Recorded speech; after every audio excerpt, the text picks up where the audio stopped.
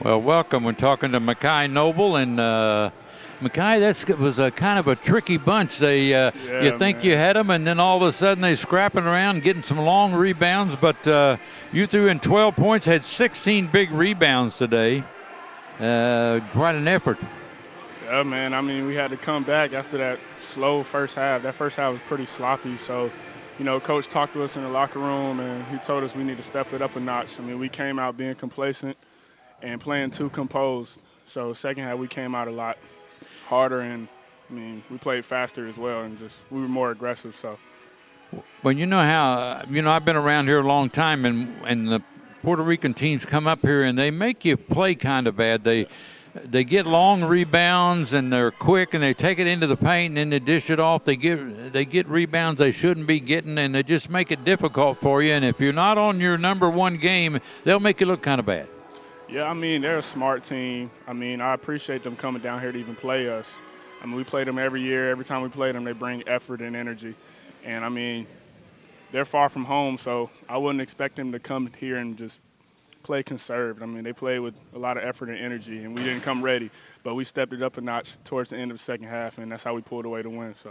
Yeah, so you were 6 out of 10 from the field. That's 60%. That's pretty good because as a team, we only shot 40%. We're having trouble with those threes again, and our free throws are not very good either. We're 11 out of 20. That's 55%, so we got to work on that. But 6 out of 10, 16 rebounds, that's pretty good because they're scrappy when it comes to rebounds. And man, I had them turnovers, man.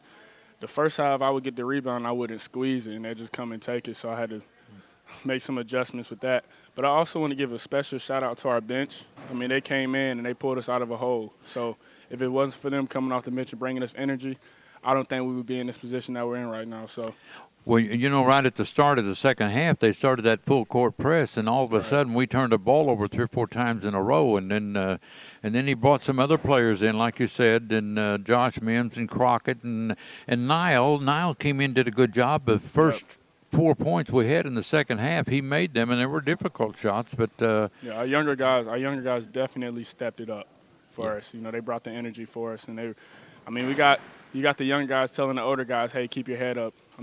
Our younger guys are telling me to keep my head up, and I appreciate that every time. So, I haven't seen Billy over here yet. He's over talking to the AD, but this is the Jacobus Fielding sponsorship plaque for the player of the game. And is this the player of the game, Billy?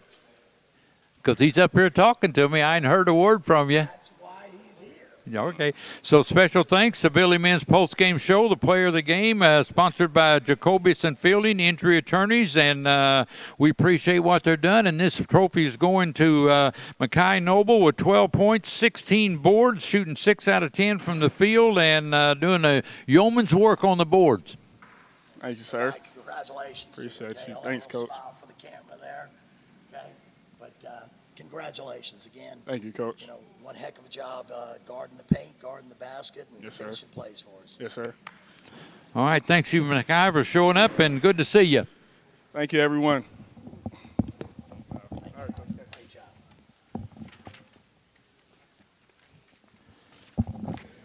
All right, I want to say again, that Jacobus Fielding is sponsoring this a plaque for the most valuable player in the game, and it went to they're unmatched in their personal service, aggressive, experienced team attorneys, and they do all kinds of automobile accidents, personal injuries, wrongful death, workers' compensation, insurance claims, Social Security. So if you want to reach out to them, it's www.brevardlaw.com. It is Jacoby Fielding.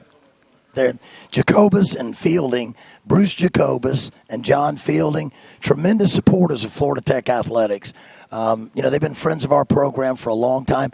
Their kids have come to our basketball camps in the summertime, Jim, and it's really great that they're still supporting Florida Tech athletics, Florida Tech basketball, and we're really happy to have Jacobus Fielding injury attorneys as part of our Florida Tech men's basketball family. So, John Fielding, Bruce Jacobus, thank you very much for your continued support. It's very much appreciated by me and our coaching staff and all of our players here at Florida Tech. So thank you for your sponsorship of the post-game show tonight and the Player of the Game plaque, which went to Mekhii Noble.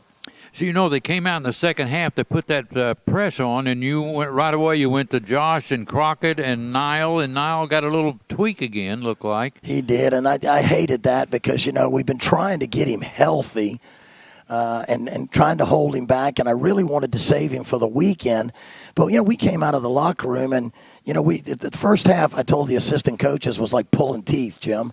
It really felt like pulling teeth. I thought I was a dentist here instead of a coach. Because it was just difficult.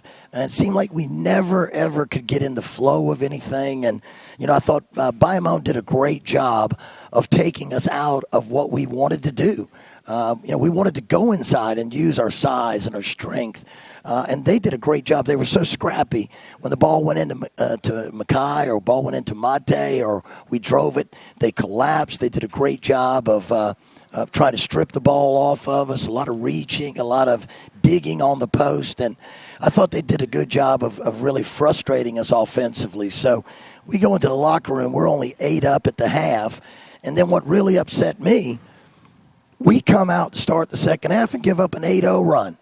And so you saw what I did. I said, you know what? We got too many guys on this bench that can help us play. We got a lot of guys sitting down here that can compete with Bayamon, that might be better than the guy out there for Bayamon. We're going to go to the bench because the 5 guys we started weren't ready to start the second half. And I'm not going to watch us blow an 8-point lead on our home floor to a team playing their very first game of the year. Not to take anything away from them, but we've come off a big win over St. Leo, a big win on the road over Benedict. We had a little bit of a streak going. We have some momentum here at home.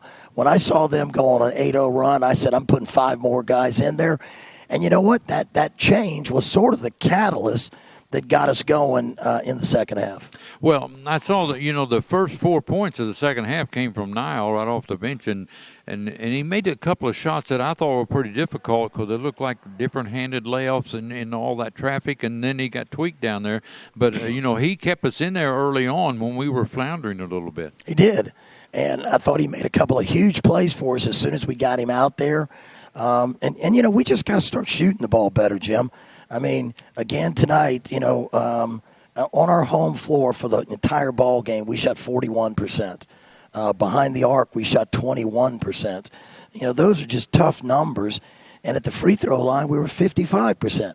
We missed 9 free throws and 22 threes. I mean, you got to shoot the ball better than that at this level with the teams we're playing. And I don't know why we've got a lot of kids that are good shooters. But tonight, Sean went 1 for 4 behind the arc. Sesh hit 2 threes late. He came off the bench. I thought he had a great attitude when he came out there late and helped us really secure the victory. He was the team's leading scorer tonight. He had 18 points. He had 7 assists, a steal, and he was 4 for 6 at the free throw line, 4 rebounds, and was 2 for 7 behind the arc. Then Darrow Sullivan, I thought played well tonight, got 16 good minutes out there, had 5 rebounds and an assist, did a lot of positive things, just couldn't get a shot to fall for him. Then we had Sam Grant knock down 1 3. He had 9 points and 4 rebounds. I like Sam Grant's minutes tonight. I thought he did a good job, and I thought we didn't do a good enough job finding him in those corners when his feet were set and early in the possession where he could get a good look. Jacob Crockett, 1 for 7 from the floor. He rebounded well. He had a steal. He had an assist, 5 rebounds, but he struggled to be able to find a bucket tonight. Josh Mims had 2 for 7 from 3, 3 rebounds, 2 assists, no turnovers in 29 minutes. Not a single turnover, 1 steal. And, Jim, we talked last week a little bit about the stat that to coaches means a lot, okay? This column over here at the end with the plus minus at the top, we call that team efficiency rating. I think we might have had a Florida Tech record set tonight. Look down that list and see where the highest score is. Yeah, I see. Josh Mims has got the highest score. What is that number? 36. a plus 36. Do you know what that means? You know what that stat means, right? While he's on the floor, we outscored them by 36 points. We won the game by, 26? I think it was, we won by 26. But while he was on the floor, we were 36 points better than the opponent. So, that I don't know if I've seen one that high. Session was the second best. Session had a plus 18. Mekhii was plus 12. Darrow O'Sullivan, plus 13. Jacob Clockett, plus 12. So those were our best TERs, but a plus 36 had to be mentioned because I've been coaching here 17 years, and I don't know if I've seen a plus 36 in a close game, in a tight game. So that's a difference maker there, too. I mean, the assistant coaches down there came to me, and they were like, that's a tough call. Mekhii had a double-double. He dominated the paint, but, Coach, that plus 36 made a difference. So, hats off to Josh and the impact that he had. And, he got a couple of good looks and knocked down a couple of threes. And, when we only made 6 threes tonight, Josh had 2 of them, Sesh had 2 of them, Sean had 1, and Sam Grant had 1. Yeah, Sam, he gets in that corner like I like to see him shoot it over there. You don't want to stop him from shooting that for sure. And he gets it off quick, and he's got a good release, good rotation. And, I want to say this, when I looked at the stats too, defensively we were pretty good all night long. I mean, we gave up in the first half. They shot 31% in the first half from the floor, 8% behind the arc. In the second half, they shot 24% and 12%. And if you look at it, we gave up 26 points in the first half. In the second half, we only gave up 21 points. So I thought defensively we were good all night long. I was just disappointed in 2 things. One, we didn't shoot the ball as well as we're capable of shooting the ball. And number 2, I thought we turned it over too much. We had 14 turnovers in the game. Mekhii Noble, about the only thing he didn't do well, he had 6 turnovers in the game. Gonzalez picked up 19 points for him. If it wasn't for that, the next guy they got 6 points. So, he was. And again, I thought that was good. When we changed our strategy in the second half, we tried to shut him down. And I don't have the numbers here. I wish I did. Do you have a halftime box there? There's probably one underneath. I just want to see something because I'll tell you if it's there. Sorry, I don't mean to. Here's one. Yeah. Here's one. So the halftime box. Yeah, that's what I thought. So part of our strategy was to shut down Brian Gonzalez in the second half. He had 13 points in the first half, and they didn't have another player with more than 4. In the second half, we put Jacob Crockett on him. Josh guarded him some. We had Sean Halp on him some. Darrow Sullivan on him some. We mixed it up, but everybody's job was to make sure if you had 21, he doesn't get a good look. He scored 13 points in the first half, only 6 in the second half, and I think that helped us get some separation there in the second half. For a while, they were leading in the paint, and all of a sudden, we win that 42-28, and we got some offensive rebounds. How'd you like that pass on that penetration from Josh Mims late in the game when he drove it right into the heart of the zone and then dished it to Mekhii Noble for the dunk? That was a nice penetration, nice finish. Big-time play. We wanted to get the ball into the heart of that zone more. We spent too much time tonight playing around the outside of the zone and not enough time inside. And then I thought late in the second half, when we got a lot of separation, you saw Josh penetrating, Niall penetrating, Session penetrating, Darrow. We started getting the ball into the heart of the zone with our guards, and that was opening up better shots for us. Well, in this game, you're on a 3-game win streak, and you got who coming up tomorrow, Billy, at 4 o'clock? 4 o'clock tomorrow. We have another game, so it's a quick turnaround. We don't even have a 24-hour break. We come in here tomorrow at 4 o'clock, and we play Johnson University of Florida. They're over in the St. Cloud Kissimmee area, so very close game for them. They have a couple of kids. One of Josh's AAU teammates, Hebrew Amy, a local young man that played at Heritage High School, a fantastic young man. I know his family really well. He plays for Johnson University of Florida, and looking forward to seeing Hebrew in here tomorrow.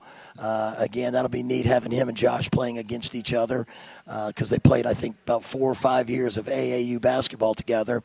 And they're coached by a guy, Elliot Hernandez, who's the athletic director over Johnson University and also the head men's basketball coach.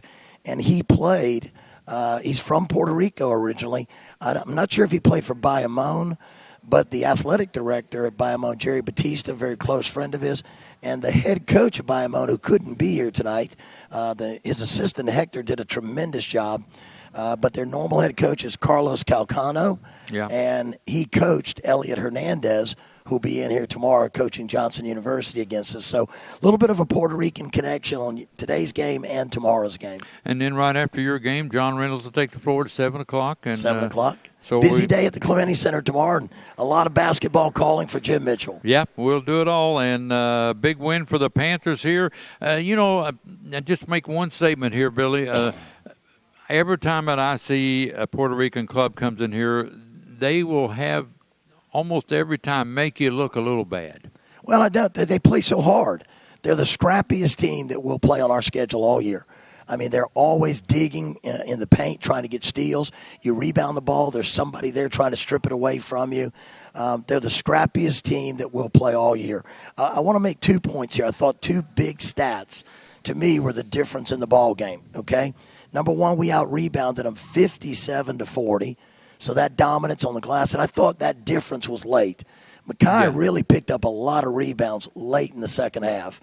And the other stat that jumped out at me, bench scoring. Their bench scored 12 points.